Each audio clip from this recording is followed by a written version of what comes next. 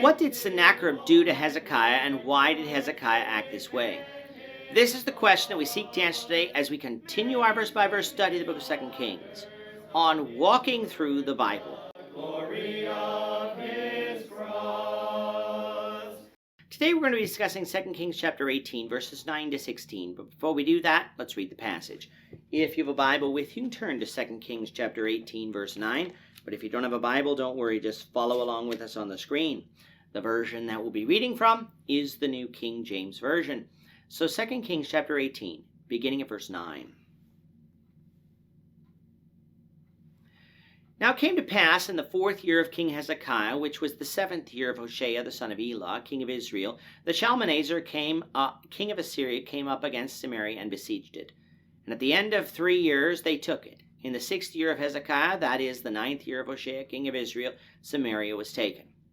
Then the king of Assyria carried Israel away captive to Assyria, and put them in Halah and by the Habor, the river of Gozan, and the cities of the Medes, because they did not obey the voice of the Lord their God, but transgressed his covenant, and all that Moses, the servant of the Lord, had commanded.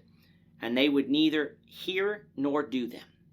And in the 14th year of King Hezekiah, Sennacherib, king of Assyria, came up against all the fortified cities of Judah, and took them.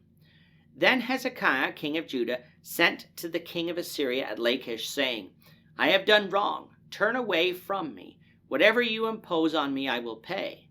And the king of Assyria assessed Hezekiah, king of Judah, 300 talents of silver and 30 talents of gold. So Hezekiah gave him all the silver that was found in the house of the Lord and in the treasuries of the king's house. At that time Hezekiah stripped the gold from the doors of the temple of the Lord, and from the pillars which Hezekiah, king of Judah, had overlaid, and gave it to the king of Assyria. In our last lesson, we began our look at Hezekiah, king of Judah. Unlike his father Ahaz, Hezekiah was a righteous man, even more righteous than the kings of Judah who had come before, for not only was he righteous himself, but he brought the nation of Judah along with him. He tore down all the idols and the high places that Judah worshipped on. From 2 Chronicles, we will find that he repaired the temple that had fallen into disrepair during his father's reign. In short, he prospered because the Lord was with him, just like he was with David.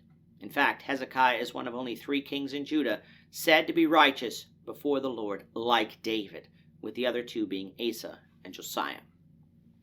Hezekiah did all this in the face of Assyrian aggression in the north, for around the same time that Hezekiah took the throne, Israel was in her final years under the reign of Hoshea. With our timeline on the screen now, the siege of Samaria by Shalmaneser began in the 4th year of Hezekiah's reign and the 6th year of Hoshea's reign, or around 725-724 BC. It lasted 3 years until the 6th year of Hezekiah's reign, the 9th year of Hoshea's reign, or around 722 BC. Following the defeat of Samaria and many of the people of Israel being taken off into captivity, Shalmaneser himself was killed by his brother Sargon II, who took the throne in Assyria and who was responsible for repopulating Israel with the peoples from all around the growing Assyrian Empire. Judah, though, was spared from the Assyrian aggression, for at the time of Hezekiah's ascension, Judah was paying tribute to Assyria.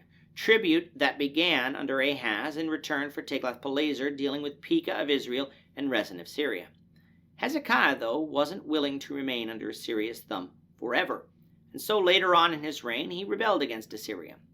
We don't know when this was. It could have been earlier, and Sargon, having other issues to deal with, simply left Hezekiah alone, or it could have been later in his reign, around the time of the transition between Sargon and his son Sennacherib, a transition that occurred at about 705 BC. Whatever the case is, we know that there is a break between verses 12 and 13, for we go from the 6th year of Hezekiah all the way to the 14th. This would seem to suggest that 8 years have passed, and on our timeline we would be coming down to 714 BC. However, this presents us with a problem. We know from history that Sargon came to power at about 722 BC and reigned for 17 years. Assyrian records really do preclude a co-regency with his son, so that would mean that Sennacherib couldn't have come to the throne until about 705 BC, and the war in Judah mentioned here in 2 Kings 18, which secular records record, say that it happened during the 4th year of Sennacherib's reign, meaning about 701 BC. How do we rectify this?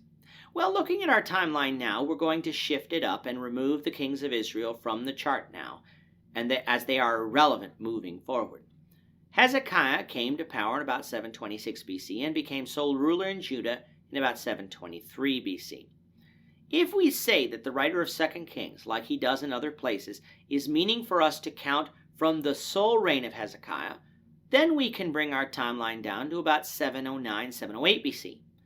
This is still about 7 years short of a rather firm date of 701 BC. Again, how do we rectify this?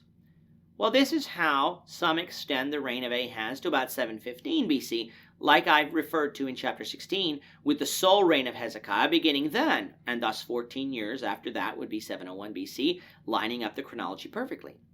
And while on its face that sounds appealing, and one that I considered when putting together my own independent chronology, which I did before consulting others, it's something I don't believe the scriptures support. When we look at all of the history that goes on in that time, it is quite clear that Ahaz is co-regent with his father Jotham, for he is the king in Isaiah 7 that Israel is dealing with concerning the attack of Pekah and Rezin. The attacks of Pekah and Rezin had to occur around 734-733 BC, for there had to be time for Tiglath-Pileser to come down and defeat Syria and take the northern portions of Israel, leading to the death of Pekah in 731 BC. That would put the beginning of Ahaz's co-regency at a minimum of 735 BC. This would mean that following the pattern of 2 Kings with the counting of the length of the reigns to include co-regencies, that Ahaz would have died in 719 BC after a 16-year reign. Subtracting 14 years from 719 and we get to 705 BC, close, but not quite close enough. As a way around this, these scholars simply count Ahaz's reign from his sole reign, thus making his total reign 20 years. But that breaks a pretty established pattern in 2 Kings, so that should be avoided unless some proof can be shown as to why this was so. In our timeline, we had Ahaz's reign beginning at about 738 BC and ending just before the fall of Samaria, a conclusion we came to because he is not mentioned in relation to this event, either in a plethora of Bible passages that refer to him. So what's the answer? Well, could the 701 BC be wrong?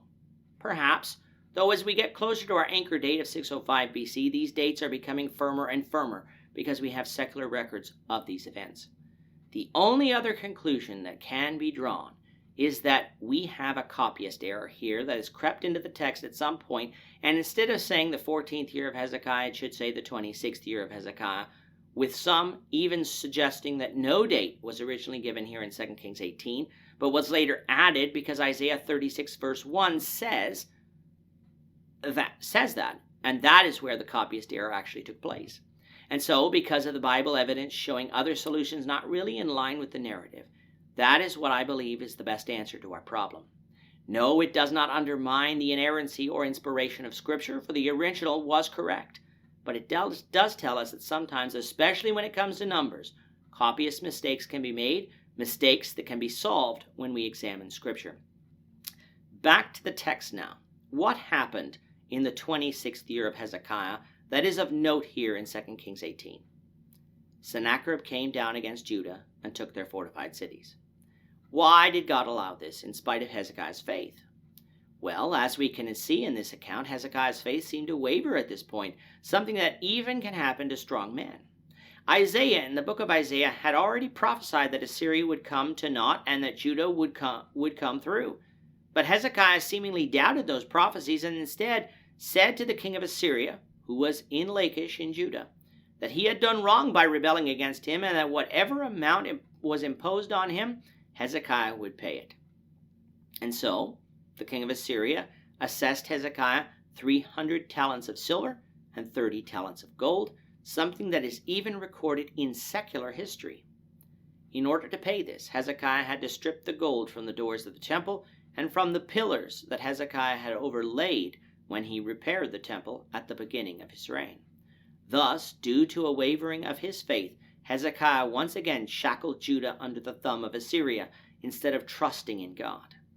But God wouldn't allow this to happen forever, as we'll see beginning in the next lesson. A reckoning was coming to Assyria, and a reckoning that would set Judah free. and badly damaged the Assyrian army.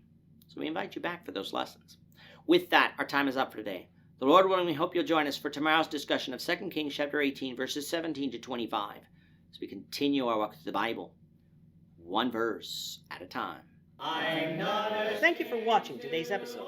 We hope that you found it edifying and ask that you not only subscribe to our channel and podcast, but that you like and share this episode among your friends, so that the saving gospel of Jesus Christ can go out to the whole world.